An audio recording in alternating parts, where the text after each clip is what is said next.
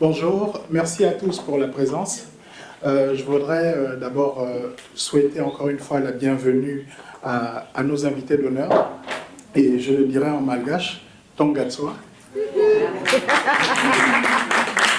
Merci. Merci également à nos autres Marocains qui nous accueillent. Je tiens à remercier vraiment ceux qui nous servent d'hôtes aujourd'hui, parce qu'ils ont tenu à vous proposer ce que j'appellerais un festin culturel. Vous avez devant vous des brochettes de chercheurs, une brochette de chercheurs composée de plusieurs nationalités et plusieurs inspirations.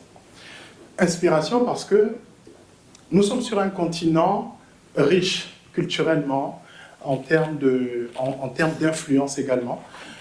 Ça me rappelle un des plus grands inspirateurs politiques, qui est le roi Hassan II, qui a donné une citation qui ne cesse d'inspirer les gens, en parlant du Maroc, disant qu'il a les racines en Afrique et les fleurs en Europe. Ce qui marque et qui souligne vraiment l'importance du positionnement à la fois géographique, mais aussi culturel et stratégique du continent, du Maroc. Donc aujourd'hui, l'introduction, ce panel introductif qui va nous parler de la culture africaine en tant qu'outil de pacification, vous propose donc des panélistes, pour la majorité chercheurs, mais avec des particularités. Par exemple, pour la première intervenante, Madame Fatima Maham Al-Aïn, elle vous parlera donc de la résilience, la paix et la sécurité.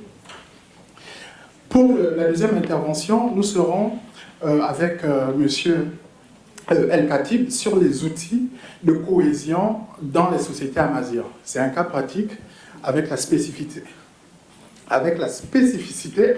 amazigh. Ensuite, avec Madame Karen Smith, ce sera donc sur le dialogue interreligieux et interculturel. Après, avec Monsieur Ebodé, nous allons donc souligner un peu l'apport de la littérature africaine dans tout ce qui est pacification, outils de paix. Le propos introductif de Monsieur l'ambassadeur a été très inspirant pour moi, parce qu'il a souligné en fait les éléments sur lesquels notre culture africaine met tout pour renforcer, pour privilégier la culture de la paix. C'est-à-dire, par exemple, le dialogue. En Afrique subsaharienne, on a ce qu'on appelle l'arbre à palabres, où on s'attelle à résoudre les conflits avant que ça ne dégénère. Ça fait partie aussi des mécanismes précoces d'alerte que l'Union africaine ne cesse de rappeler et souligner qui sont importants pour préserver la paix. Ma présentation, elle est introductive, mais nous irons dans les détails avec les différents intervenants. La perspective que j'aimerais que vous gardiez aussi en tête, c'est que la culture se construit d'abord au niveau local. C'est dans les villes que ça se passe. L'identité culturelle est d'abord détenue par nos villes et ensuite diffusée à travers nos territoires, à travers nos différentes régions. Je vous remercie pour l'attention que vous allez apporter à nos différents intervenants. Et je laisse la parole donc à Madame Fatima. Merci. Je rajoute juste quelque chose. Lors de la préparation de cet atelier, on nous a demandé d'être intransigeants avec l'utilisation du temps. Nos orateurs auront 15 minutes, mais en fait, c'est 10 minutes. Et on vous laissera déborder. Merci. Salam alaikum wa rahmatullah. Wa salatu wa salam ala rasoulillah khatim al-mursalin. Bonjour tout le monde. Au nom de Dr Ma'al-Aïnain, c'est comme ça, c'est Ma'al-Aïnain, Alia, je remercie chaleureusement le Centre culturel Iqlil et Africa Women Forum et la Fondation Mohamed V pour l'initiative, Mohamed VI plutôt, pour l'invitation à participer à cette journée mondiale de la culture africaine. Et comme Dr Ma'al-Aïnain n'a pas pu être parmi vous, pour des raisons professionnelles, je suis là, mesdames, messieurs, pour présenter son mot. La culture et son rôle dans la résistance et la promotion des valeurs de paix et de sécurité. La culture a-t-elle un impact sur la gestion des affaires des pays ou était simplement un aspect esthétique et secondaire en dehors de l'arène réelle de la vie des nations, principalement politique et économique? Le lien entre la culturelle et la politique, tant interne, gestion et développement pour améliorer le niveau de vie, qu'externe, conflit entre nations, révèle l'importance de la culture dans les politiques mondiales. Elle n'est pas juste un luxe intellectuel, mais a toujours fait partie du combat pour le pouvoir entre les pays et les entités politiques, entre l'Est et l'Ouest, et le Nord et le Sud. Le rapport de la Commission mondiale de la culture et du développement de 1996, intitulé « Notre diversité créatrice », a contribué à la progression de ce concept en mettant en avant la dimension culturelle essentielle du modèle de développement centré sur l'humain et en proposant que la culture figure parmi les priorités des politiques de développement. L'UNESCO a été chargée de conduire la décennie mondiale du développement culturel de 1988 et 1997, conclue par la conférence internationale gouvernementale de Stockholm sur les politiques culturelles pour le développement, qui appelait à adopter une approche culturelle du développement humain et considérer les politiques culturelles comme un élément central. Est-ce vraiment nouveau ce lien ou cette attention portée à la relation entre la culture, politique et développement?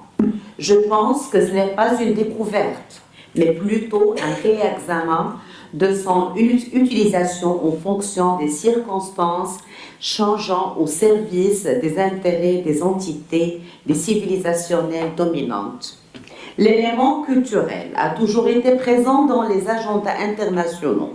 Par exemple, au niveau militaire, les attaques coloniales n'auraient pas pu envahir de nombreux pays, dont le Maroc, sans ces expéditions exploratoires parcourant les régions du nord au sud et d'ouest au est, prenant l'homme avant la terre comme objet d'étude et de recherche. Ainsi, l'attention portée à l'importance de la culture dans l'action politique n'est pas nouvelle, mais le changement est survenu lorsque des grandes puissances ont pris conscience du danger de l'usage excessif de la force et de guerres dévastatrices qu'elle a engendrées, et se sont alors tournés vers l'homme, vers la culture, et ont modifié leur stratégie pour adopter ce que Joseph Nye a appelé le soft power, signifiant qu'un pays peut avoir une influence morale à travers les idées, principes et valeurs qu'il incarne, notamment dans les domaines des droits de l'homme, des infrastructures, des arts et de la culture en général.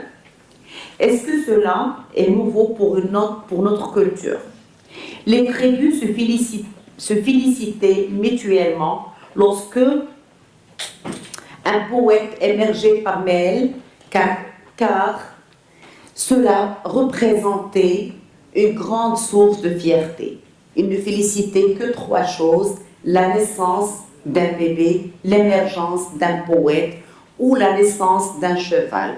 Ces trois éléments étaient les sources de pouvoir dans la vie des Bédouines.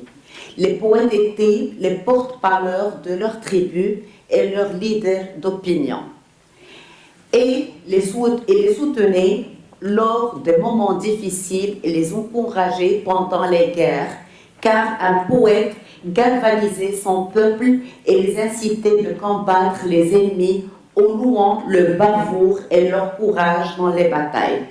Aujourd'hui, nous avons besoin de renforcer nos liens avec nos cultures locales pour y chercher des forces permettant de promouvoir les valeurs de paix, d'amour et de tolérance qui sont nombreuses. L'espace hassani. La littérature hassani est associée à un espace géographique et culturel comprenant des locuteurs de la langue hassani, un vaste territoire. Cette région a été désignée sous divers noms dont les écrits des voyageurs arabes et étrangers, ainsi que dans ceux des militaires en fonction de critères géographiques, ethniques ou des liens de certaines cités aux monuments culturels. Le nom popularisé est la terre de Bénin et contraste avec le pays des Soudans, utilisé dans les écrits historiques et géographiques. Toutefois, le concept de Bénin a acquis une dimension culturelle plus que raciale ou liée à la couleur de peau. En effet, un Bénin est une personne qui parle la langue hassani, porte une tenue distincte et possède une identité culturelle qui le distingue des populations voisines. Ce domaine culturel s'étend du Wadi Noun au nord du Maroc jusqu'au fleuve Sénégal au sud et de l'océan Atlantique à l'ouest jusqu'au Mali à l'est, Maroc et Mauritanie.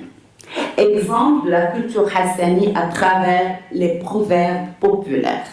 Les proverbes populaires sont l'âme des peuples. Ils révèlent l'importance de la culture, dont le renforcement des valeurs de paix, le dialogue dans la résistance contre le chauvinisme. La dimension pédagogique. Dans la culture hassani, on observe une profonde utilisation des méthodes éducatives pour renforcer les valeurs, ce qui montre une conscience profonde. Le discours dans les proverbes populaires hassani met en avant différentes méthodes et significations selon l'interlocuteur, afin de créer l'effet souhaité et de renforcer la valeur centrale du discours. Par exemple, pour enseigner le respect des femmes, nous donnons 3 exemples pour 3 types d'interlocuteurs. Le premier est l'enfant, plus précisément le garçon. On dit en hassaniya, batat khouatou shi'a mahadatu. Un garçon qui frappe ses sœurs ne peut pas avoir de réputation. La réputation dans le désert est essentielle car un homme ne peut pas vivre sans valeur, statut ou bonne réputation. Le second est les femmes sont les turbans des seigneurs, mais seulement les ignobles les traitent comme leurs chaussures. La valeur de l'homme se mesure par la façon dont il traite la femme. Il est noble et respectueux, il l'aimera, donc, etc. Il y a beaucoup de proverbes. Le troisième est la société. إذا كان الأسد يقتل فإن اللبوء تقتل. Si le lion tue, la lionne aussi tue. Cela signifie que la femme est égale à l'homme dans la prise de responsabilité. La femme dans la société hassani a une place spéciale et très respectée. Les conditions du dialogue loin de fanatisme. Ne jamais mépriser l'autre, peu importe son statut. Se mettre à la place de l'autre. Évalue l'autre comme toi-même. Cela signifie qu'avant de juger les autres, il faut comprendre leur situation, leurs émotions et se connaître comme faisant partie de l'ensemble humain. Encouragement à ne pas poursuivre un dialogue stérile, surtout avec ceux qui sont ignorants ou fanatiques. La réponse à l'ignorant, c'est le silence. Cela reflète l'idée que de ne pas céder à la violence ou un fanatisme ne signifie pas la faiblesse, mais parfois c'est une réponse plus sage. L'importance de la coopération collective. La sagesse populaire reconnaît que la force d'une nation réside dans l'unité. Un exploit majeur ne peut pas être accompli que par un travail collectif. Une main seule ne peut pas applaudir. Et L'individu isolé ne peut pas accomplir de grandes tâches. Le travail collectif rend les charges légères. En hassani, on dit haml al-jama'a riche. Ça veut dire porter un fardeau avec les autres est aussi léger que des plumes. Ces exemples de notre culture populaire marocaine, notamment hassani, montrent bien l'attention portée à tout ce qui contribue à renforcer les liens des dialogues, d'amour et de paix entre les gens. Je vous remercie. Merci beaucoup, Madame Maha Al-Aïni, pour cette intervention. Votre intervention a été bénéfique parce qu'elle a rappelé les deux éléments qui composent vraiment la culture africaine, l'élément matériel et l'élément immatériel. Et à partir de l'élément immatériel, avoir parlé des poètes dans ce que les poètes représentent dans la culture et l'oralité africaine, c'est quasiment ce qui fait aussi la culture africaine à travers les contes. On va passer à la prochaine intervention de M. Katir Al-Abou Hassem sur les outils de cohésion dans la société amazigh. Je vous laisse la parole. Merci. Merci en Tamazight. Et Azufillah, c'est salut, pour apprendre au moins 2 mots. Donc, merci aux organisateurs de cette rencontre pour célébrer un peu les cultures de l'Afrique. Moi, je parle de la culture africaine parce que c'est pas toujours ce souci de standardisation. Donc là, alors qu'il faut parler au pluriel, donc, je vais parler ici d'une des anciennes aussi cultures de l'Afrique, qui est la culture amazigh. On sait que les Amazirs sont étalés, c'est l'un des peuples anciens connus en Afrique du Nord. Ils ont été contemporains des pharaons, ils ont aussi rentré en contact avec les Phéniciens, les Romains, les autres peuples du bassin méditerranéen. Ils sont rentrés aussi participer au mouvement des civilisations comme les religions, comme le christianisme, l'islam et le judaïsme. Donc c'est les profondeurs historiques, mais aussi l'étendue géographique. On sait que les Amazirs aussi occupent une grande partie de l'Afrique du Nord, a marqué un peu, et les contacts avec les autres peuples a marqué leur civilisation de diversité. De toute façon, on ne parle pas ici aussi même au niveau des autres cultures, c'est des diversités, des modes d'organisation différents. On passe des sédentaires, des transhumants, du nomade qui a voulu, c'est des formes différentes, aux marins aussi, c'est des grandes différentes qui marquent cette culture de diversité. Donc, pour un peu, dans cette intervention, je vais essayer de vous ramener un peu, pas à la culture au sens un peu littéraire et tout ça, mais la culture au sens anthropologique, c'est le mode d'organisation, pour montrer un peu comment les cultures, c'est des instruments de cohésion, comment il intervient comme des outils, comment il offre en quelque sorte à des sociétés des outils pour vivre ensemble, pour construire ce qu'on appelle maintenant la cohésion sociale. Mais c'est la cohésion sociale à l'échelle petite, si on peut parler mieux de cohésion communautaire.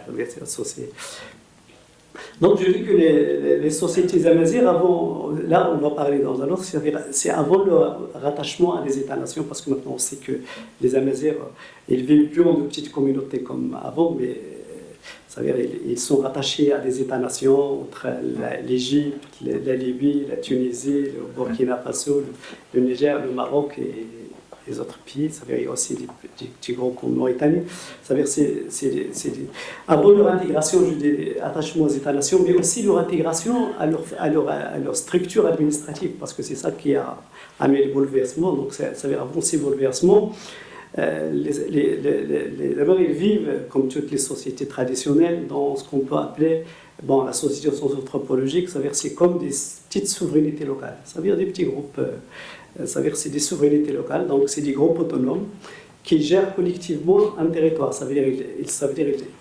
ils sont là pour à la fois défendre et exploiter collectivement un territoire. C'est dans ce cadre-là qu'on peut faire un peu, pour passer vite, pour un peu articuler certains fondements de cette culture, la culture amazigh avec la thématique chez lui, c'est-à-dire la cohésion sociale.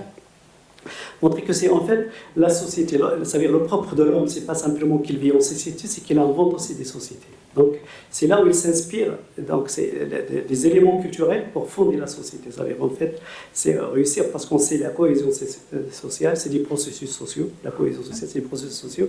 Il est construit sur certains principes et certaines valeurs et des croyances. C'est-à-dire ce qui permet au fait à des groupes qui vivent ensemble de vivre ensemble, de se maintenir, c'est-à-dire de se consolider et aussi de participer collectivement à la vie du groupe. Donc ça veut dire en dehors de toute exclusion, autre chose.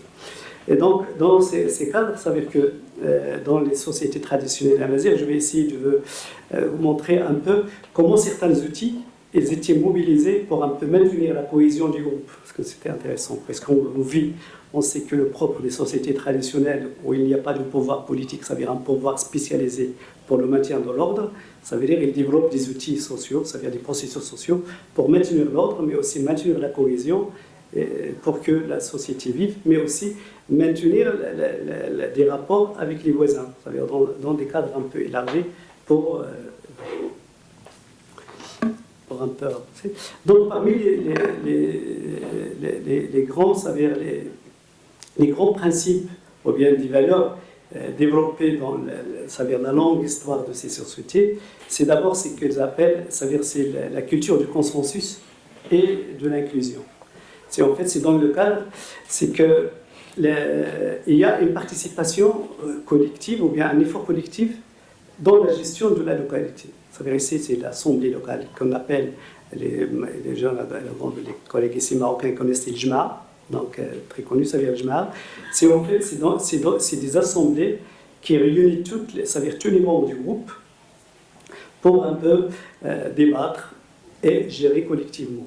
Mais ça veut dire cette gestion, ça veut dire il instaure il apprend un certain humilité, parce qu'il faut écouter l'autre, mais pas aussi beaucoup parler, parce que même ils disent quand ils disent qu'il y a qui gagne le tien, ça veut dire quand il y a beaucoup à dire, il faut se taire.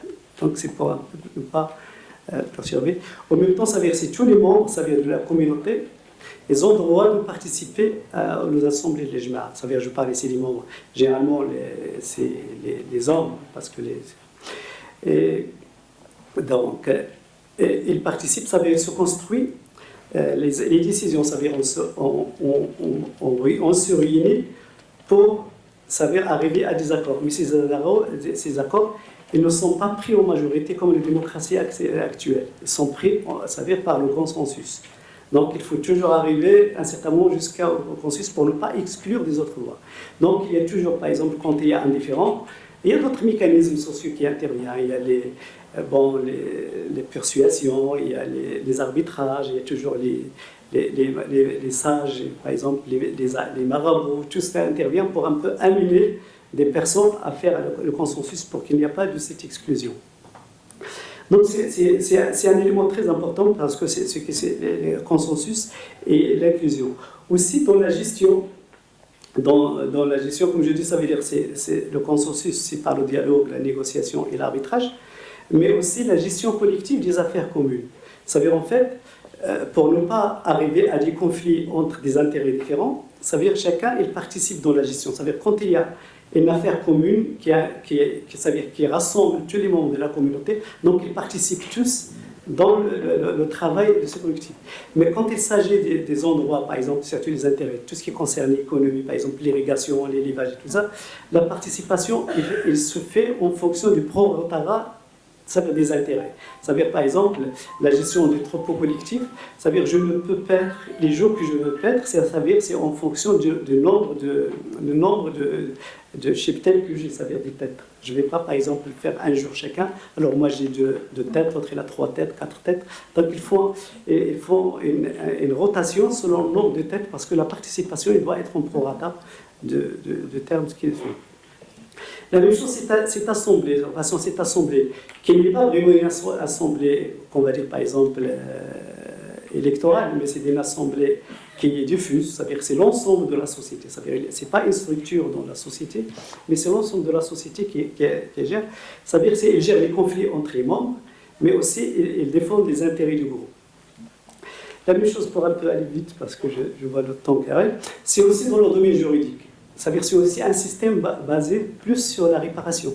Donc ce n'est pas un système punitif. C'est-à-dire c'est pas de la punition qu'on cherche, mais c'est plus de savoir réparer le mal. Mais par exemple, en cas de meurtre, c'est-à-dire il n'y a pas les vendettas. Donc il y a par exemple, ils envoient le meurtrier au début pour un exil dans un. Bon, il y a toujours la société qui conserve des lieux neutres, par exemple comme les zaouïas, autre chose, où celui qui a commis le meurtre peut s'exiler librement pour ne pas faire objet des vendettas. Et c'est là que les mécanismes sociaux interviennent pour ramener, par exemple, les membres de l'autre famille, selon, par exemple, c'est quand il y a le pardon qu'il revient.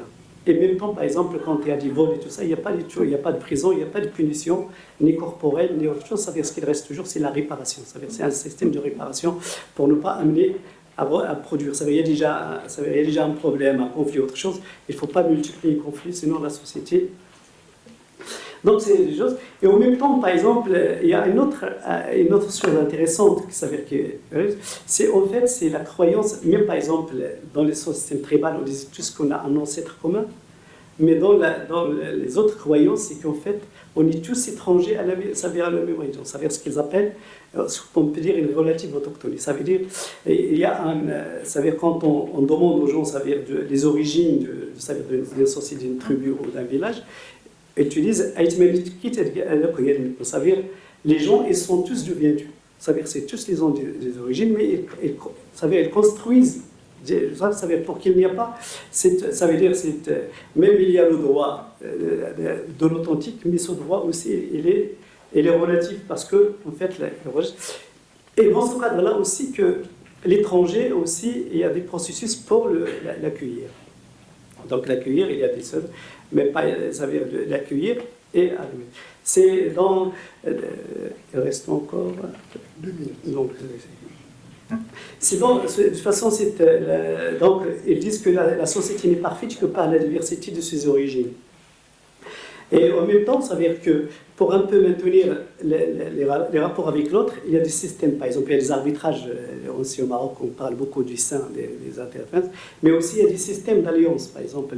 Et il y a des alliances qui maintiennent les équilibres parce qu'ils ne se mettent en jeu que quand une partie menace l'existence des nôtres. Ça veut dire qu'ils interviennent parce que c'est des systèmes de solidarité qui sont équilibrés sur tout le territoire, ils appellent ça veut dire binaire.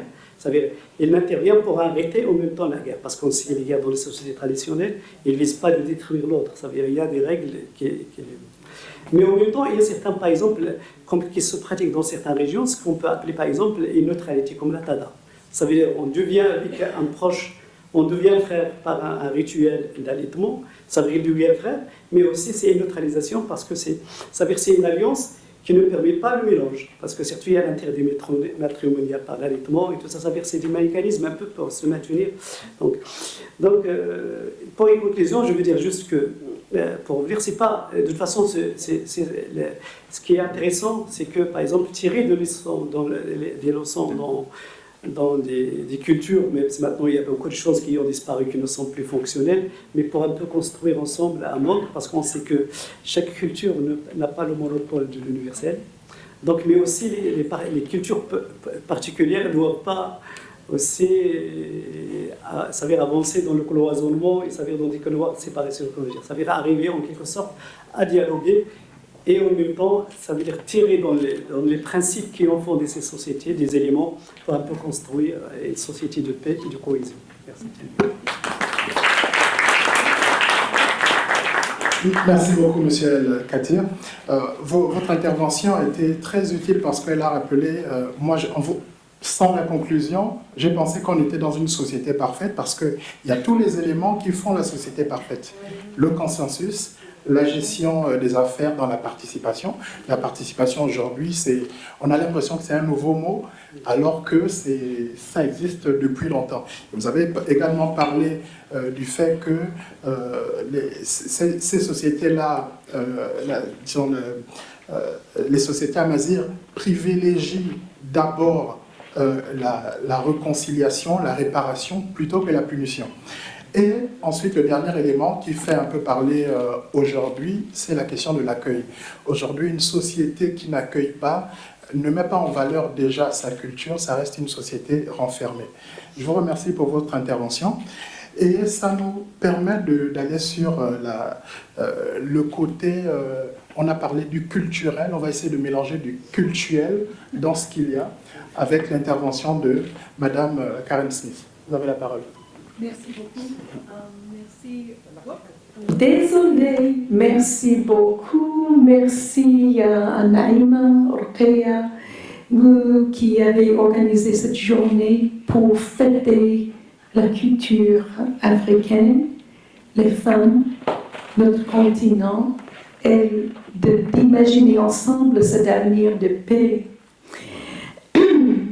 Ce sujet est tellement important à notre jour, comment construire la paix, la vraie paix, et non seulement le cessez-le-feu, avec les relations saines et justes envers tous et toutes à travers nos cultures, dont la religion, notre vécu du mystère spirituel au cœur de notre humanité est faite d'une partie intégrale. En fait, c'est ma raison d'être au Maroc.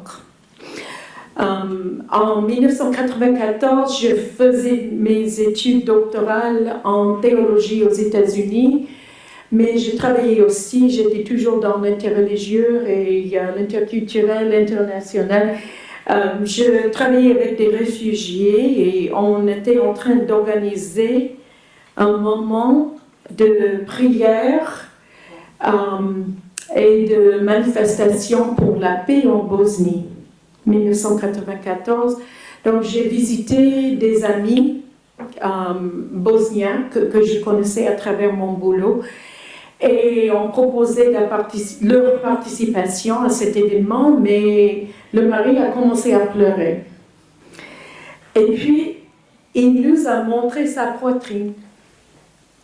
Il y avait une croix qui avait été coupée dans sa poitrine par un soldat serbe. Et cette expérience m'a marquée, m'a bouleversée profondément, m'a marquée. Je me suis dit, je suis en train de me former pour devenir leader chrétien. Et je veux que mon ministère et mon travail dans le monde arrivent à créer un contraste avec ce qu'il a vécu. Donc, il faut absolument que nous trouvions des manières que nos religions mènent à la paix, à la réconciliation, au lieu d'être instrumentalisées pour les conflits. Excusez-moi, vous entendez que je suis anglophone. En 1995, mon mari et moi, nous avons découvert l'université Al-Akhawain, même avant que cette université n'ouvre ses portes. Al-Akhawain était dans son dahir, créé pour être un endroit de rencontre et dialogue entre des personnes de différentes cultures et religions. C'était le rêve de Hassan Dani de créer cette université qui formerait des jeunes Marocains qui auraient une identité forte, qui seraient fiers d'être Marocains, mais avec un esprit ouvert aux autres.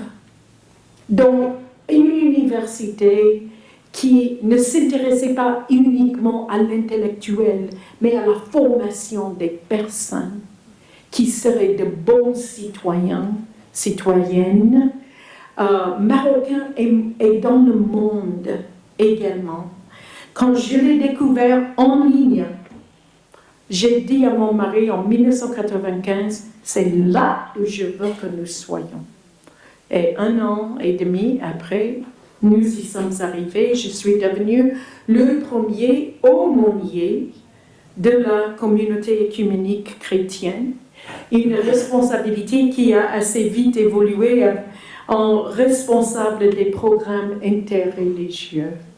Donc, quelques-uns parmi vous me connaissaient à travers mon rôle dans l'Église évangélique au Maroc, où je suis actuellement présidente depuis 2015. Je suis pasteur de l'Église depuis 2002, mais ça c'était après. Et mon travail principal, ça reste toujours ce que je fais à l'université à l'Akhawin. Et je ne le fais pas seule. J'ai la joie de travailler avec un club estudiantin, l'Alliance interreligieuse de l'université, qui promouvoit la compréhension, l'appréciation, le respect des religions et des cultures de toute notre communauté universitaire. Et beaucoup parmi eux sont avec moi maintenant. J'aimerais que vous vous mettiez debout. Hey, stand up, please. Merci d'être venus, vous tous. Nous sommes, vous pouvez vous asseoir, nous sommes dans notre délégation des musulmans, chrétiens, juifs et bouddhistes.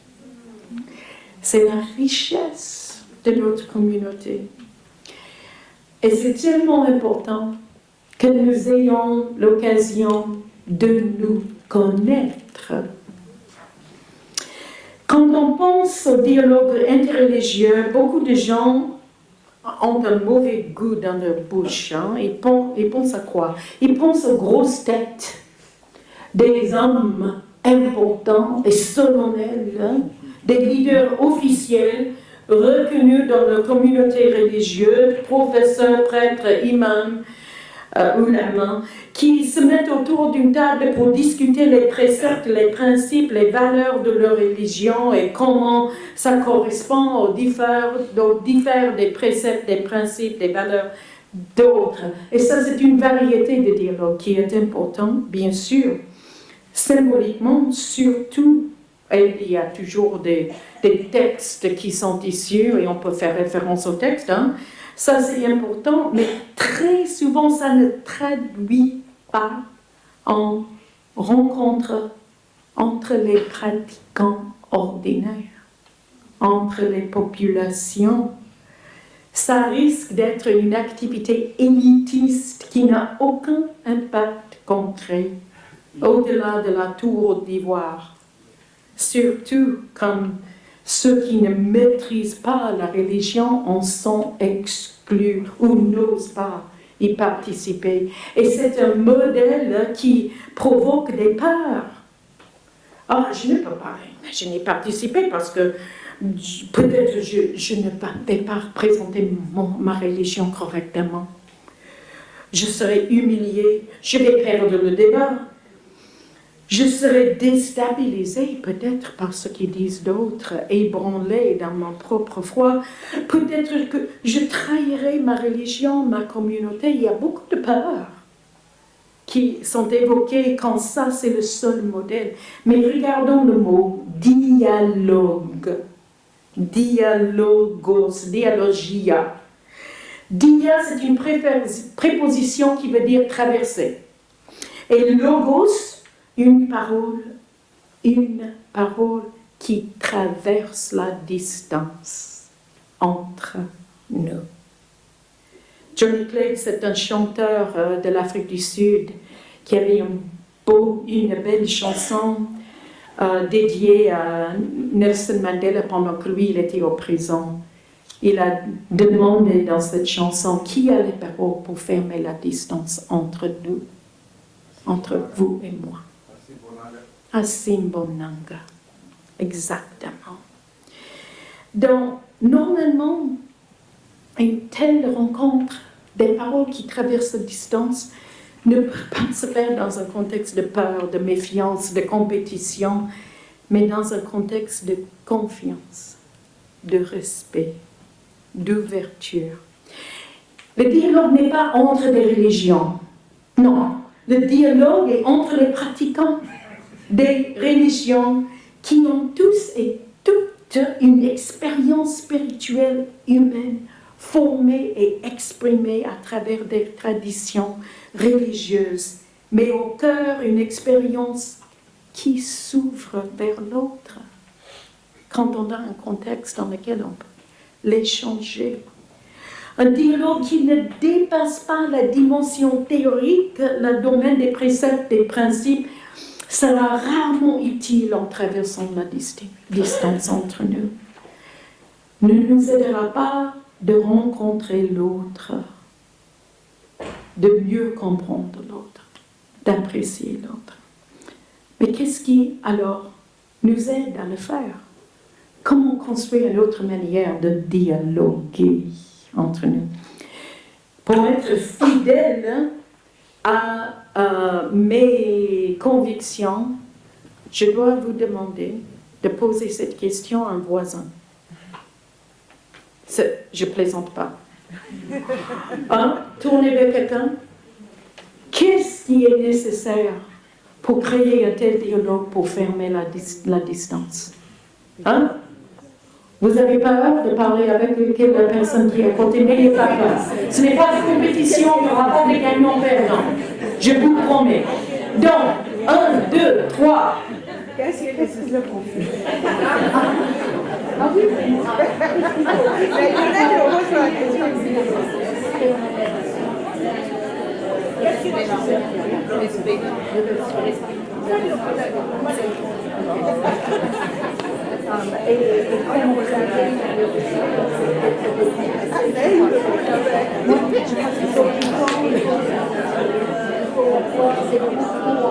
Ça te calme fatigue.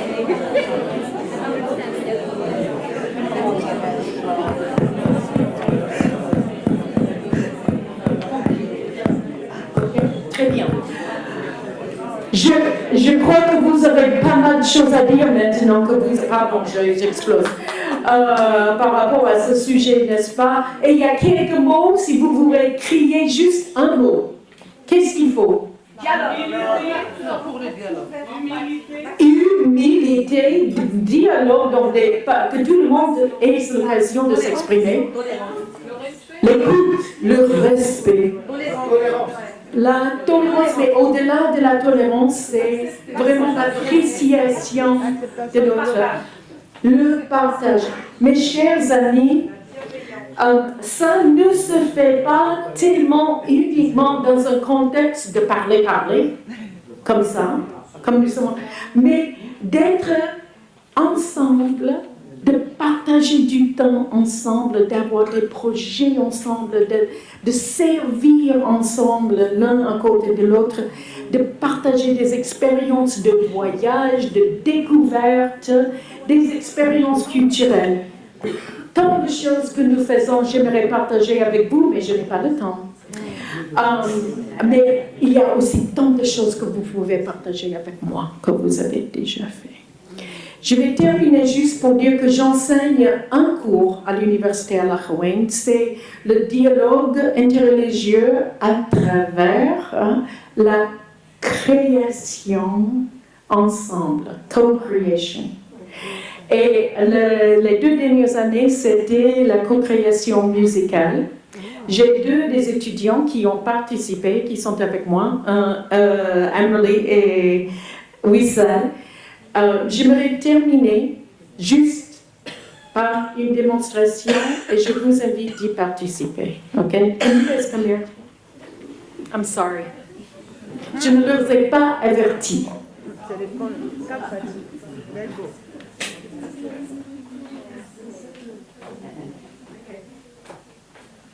Nous allons chanter. On va vous inviter de chanter avec nous. Les paroles? OK?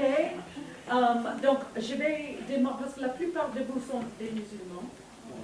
Donc, je vous invite, les musulmans, de chanter La ilaha illallah. La ilaha illallah. La ilaha illallah. La ilaha. Et continuez.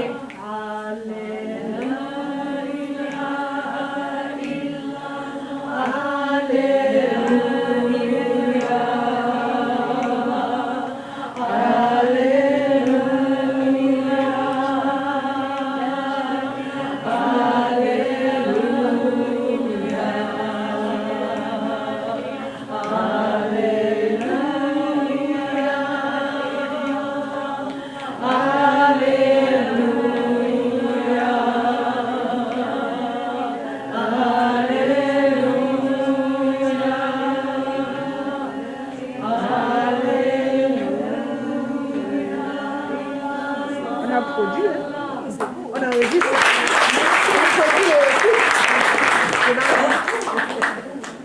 Merci Madame Karen pour cette démonstration qui nous montre en fait que c'est les hommes qui créent toutes les frontières que nous pouvons avoir. Frontières physiques, frontières mentales, parfois frontières émotionnelles, parce que avec l'intervention que nous venons d'avoir, pour moi ce qui est resté derrière, c'est la question de l'amour. Amen. Alléluia. Je vous remercie pour cette intervention parce que moi j'ai vu deux efforts à travers votre parcours personnel qui nous a conduit vers cette démonstration. Il y a un effort linguistique. Linguistique parce qu'elle est anglophone, elle nous a parlé en français dans un pays arabophone. Alhamdulillah. Et elle parle en darija. Ensuite, le deuxième effort, c'est l'effort religieux. C'est ce qu'on vient de voir à travers la démonstration, qui montre que musulmans et catholiques, musulmans et chrétiens, excusez-moi, peuvent parfaitement chanter ensemble le même Dieu. Je vous remercie pour cette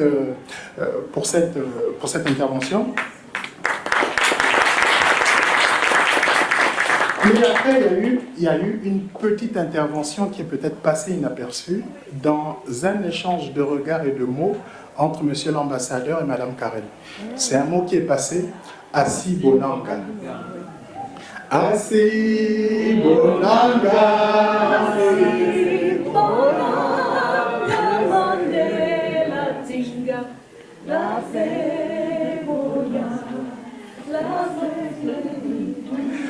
Merci beaucoup, je vois que les références sont là. Ça, c'est un vrai message pour montrer que la culture unit les peuples. Et si on se faisait la guerre, on peut au moins faire la pause pour chanter, pour danser, pour échanger, pour boire un verre, etc. On va partir du côté de la littérature avec Monsieur Eugène Ebodé, qui va nous montrer, en fait, qui va nous démontrer qu'il y a aussi de la diversité culturelle dans les écrits. Monsieur Ebodé, vous avez la parole. Et 10 minutes, peut-être moins, si vous êtes rapide. Merci, Monsieur le Président des séances. Merci à la Fondation Mohamed VI de nous avoir réunis. Merci à Monsieur l'ambassadeur, Son Excellence, Monsieur Johari Rajobson, qui vient de Madagascar. Merci de nous avoir donné à entendre à la fois la voix de Madagascar, de votre île, l'île aux syllabes de flamme que chantait Jacques Labem-Lazare, que je considère comme un mentor. Je viens de l'Académie du Royaume du Maroc et cette académie, sous la protection, placée sous la protection de Sa Majesté le Roi Mohamed VI, que Dieu l'assiste, a bien voulu créer, il y a 3 ans maintenant, la chaire de littérature et des arts africains à l'Académie du Royaume du Maroc, pour que celle-ci puisse être notre creuset, notre tambour, pour porter les littératures africaines, je dis bien les littératures, pour que sa diversité soit célébrée. Et cette diversité, elle est à l'image de l'Afrique. Près de 1,4 milliard d'habitants, c'est pas rien. Une grande diversité des aires culturelles, qu'elles viennent de la partie arabo-berbère où nous sommes, en descendant vers l'océan Indien, où vous venez, Son Excellence, Monsieur l'ambassadeur, qu'elle aille de Dakar à j'allais dire Tananarive, mais à Zanzibar, eh bien, cette diversité est aussi géographique. Et vous avez eu l'amabilité de signaler qu'il y a beaucoup de langues en Afrique, Son Excellence, en les situant à un horizon qui dépasse les 1500, ce que dit d'ailleurs un historien, un philosophe, qui est originaire de ce Maroc où nous sommes, et qui dit que l'Afrique représente 50% des langues mondiales. Et 50% des langues mondiales, ce n'est pas rien. Alors, en parlant de diversité littéraire, il se trouve que cette diversité, est-ce qu'elle correspond aux langues africaines? Là, la question peut être négative parce que des littératures africaines, on connaît surtout la plupart celles qui sont issues des colonisations. Et du coup, l'Académie du Royaume du Maroc a constaté que les littératures africaines célébrées partout dans le monde sont peu reçues là où elles ont trouvé leur terreau originel. Et il se trouve donc que les littératures africaines sont scindées selon les langues venues pour la plupart d'Occident, littérature francophone, littérature lusophone, littérature anglophone, littérature hispanophone et les littératures arabophones qui sont maintenant, la langue arabe étant l'une des langues africaines. Eh bien, ce ne sont que celles-ci qui peuvent être revendiquées comme étant des langues africaines, et les autres, où sont-elles passées? C'est pour cela qu'il y a eu en 1962 un congrès en Ouganda qui a célébré, au fond, qui a permis à un rassemblement d'écrivains de se rendre compte que les langues africaines pouvaient elles aussi être des langues de littérature, alors que pour ce qui concerne l'autre branche des littératures africaines, quand elles sont orales, eh bien, le consensus est général. Cette littérature orale existe, elle est forte, et elle a même été célébrée, inscrite à l'agenda de l'UNESCO qui nous réunit aujourd'hui par cette invitation à célébrer la culture africaine, et on pourrait aisément ajouter un pluriel à ces cultures africaines quand elles sont adossées aux littératures elles-mêmes. Donc ces littératures qui sont fortes dans le monde, qui sont formidablement reçues, et vous-même qui venez de Madagascar, vous savez qu'en ce qui concerne les littératures orales, le Nten ou Nteni est une des branches de cette littérature qui a été célébrée par de grands écrivains. André Gide, pour ce qui concerne la littérature française, qui l'a fait reconnaître, mais il y a eu des écrivains comme Jean-Joseph Rabert-Rivelle, qui malheureusement a mis fin à ses jours parce que le drame pour lui entre la culture occidentale et la culture malagasy, le kabari malagasy que vous avez aussi célébré, eh bien ça devenait pour lui probablement insupportable. Mais il n'est pas parti sans laisser des graines. Et l'une de ces graines, celle dont je parlais à travers Jacques Rabé-Melanzar, qui je crois a fait son éloge lorsqu'il est parti de ce monde. Et Jacques Rabé-Melanzar lui-même a eu aussi des difficultés, mais c'est de la prison qu'il nous a offert un texte magnifique, Ansa, île aux syllabes de flamme, jamais ton nom ne fut plus doux à mon cœur, île aux syllabes de flamme, Madagascar. Je serai le plus fidèle de tes enfants, et peut-être même le plus fougueux de tes amants, île aux syllabes de flamme. C'est Madagascar qu'il chantait, mais pas seulement Madagascar, c'est toute l'Afrique qu'il célébrait, et qu'il a d'ailleurs formidablement représenté au premier congrès des artistes et écrivains noirs à la Sorbonne en 1956. Il sortait de prison, il en a été le président d'une magnifique séance qui avait été lancée par Alioune Diop.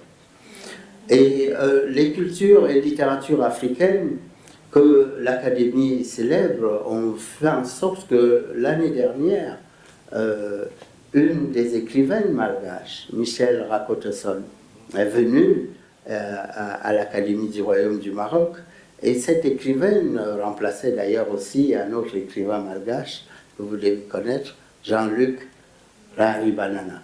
Jean-Luc Rahari-Banana qui a écrit Rêve sous un linceul, pas pour célébrer la mort, mais pour dire que nous accompagnons ceux qui sont partis, ils restent fidèles à nos mémoires. Et les littératures africaines, leurs richesses, sont également présentes dans cet océan Indien d'où vous venez, à travers l'île Maurice.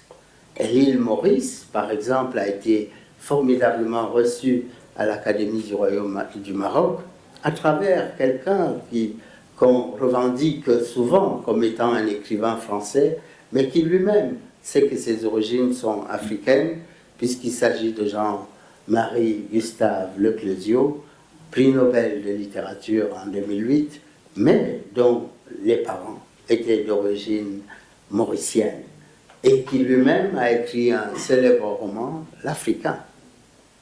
Pas un roman, au fond, c'est la biographie de son père, qui a été médecin en Afrique centrale, au Cameroun et au Nigeria pendant plus de 20 ans.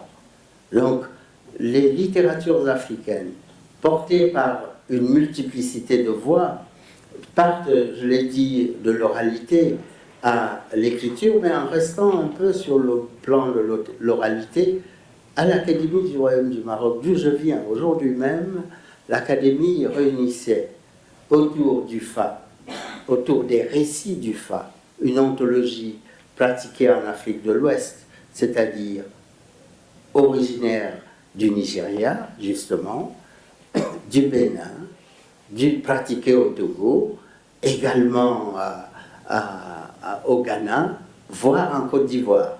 Donc une bande importante de l'Afrique de l'Ouest, une bande côtière, qui pratique une anthologie et qui recèle plus de 6500 récits, cultivés, transportés, mémorisés par la puissance de l'imagination aussi, la pensée humaine, et pas du tout par ChatGPT. Donc nous avons nous-mêmes nos bibliothèques, et c'est un peu le sujet qui nous concerne ici. Quelle bibliothèque africaine pouvons-nous offrir à l'Afrique? Eh bien, ceci est aussi un point sur lequel on aurait pu disserter longuement. Mais, Excellence, vous nous avez parlé aussi de Sa Majesté le roi Mohamed V qui était en exil. On sait que vous faites là un souvenir pour que nous puissions avoir un regard compassionnel sur notre histoire, sur nos récits. Il se trouve que l'une des reines de Madagascar, et là aussi nous nous souvenons, la reine Ranavalona III a été en exil en terre d'Afrique. Eh bien, qu'elle repose en paix, ce que je lui souhaite et ce que je souhaite à ceux qui sont partis et qui ne nous ont jamais quittés. Merci. Merci encore pour votre contribution, Monsieur Ebodé. En fait, moi, j'ai été impressionné par deux choses dans votre intervention. La première chose, c'est, je suis désolé de le dire, mais c'est votre maîtrise de la prononciation des noms malgaches. Je suis bluffé. Oui, je suis impressionné parce que moi, j'ai tâtonné tout à l'heure avec les noms marocains, mais les noms malgaches, j'évite de les prononcer. En tout cas, les Malgaches. Bon, ça, c'est la première chose qui m'a impressionné. La deuxième, c'est vraiment l'immensité de votre savoir sur la littérature africaine et particulièrement la littérature malgache. Moi, avant de préparer cette rencontre, je me suis cultivé sur la culture malgache, histoire de redorer un ce blason, parce que c'est la première fois dans un événement culturel, et je salue Naïma pour ça, que un pays insulaire est mis à l'honneur. Vous pouvez chercher dans les événements culturels qui ont eu lieu au Maroc. Vous avez cité Maurice, qui est une des sœurs de Madagascar. Même Maurice ou d'autres îles africaines ne sont pas honorées. Et ça, c'est le chapeau que je tire au gouvernement du Maroc. La Fondation est le meilleur avocat et diplomate pour créer ce genre d'événement. Je vous remercie pour votre intervention. Je n'ai quasiment rien à dire, si ce n'est que d'inviter les étudiants peut-être à se rapprocher un peu plus d'explorer cette culture africaine. qui nous renseigne sur beaucoup de choses. Parce qu'à travers les différentes interventions que nous avons eues aujourd'hui, on a vu effectivement que la paix est construite par la culture. Le développement aussi se construit par la culture. Les efforts du gouvernement marocain sur la promotion de la jeunesse et la mise en valeur des industries culturelles et créatives en sont un symbole. Chaque année, il y a des festivals qui sont organisés au Maroc. Il y a par exemple le festival Mawazine dont tout le monde connaît et un autre qui est très important, qui est très important aussi, c'est le festival de la tolérance, organisé à Agadir effectivement. Et je vous parlais en introduction de l'identité des villes. Chaque ville a une identité et vous arrivez à retrouver ça sur le sol chérifien, donc au Maroc. Une identité, par exemple, nous avons Fès, qui est considérée comme une capitale religieuse. Nous avons une capitale des Lumières, Rabat, la ville des Lumières. Cette petite parenthèse, digression que je fais sur les villes, c'est simplement aussi pour porter l'étendard que je représente, celle d'une organisation des collectivités locales.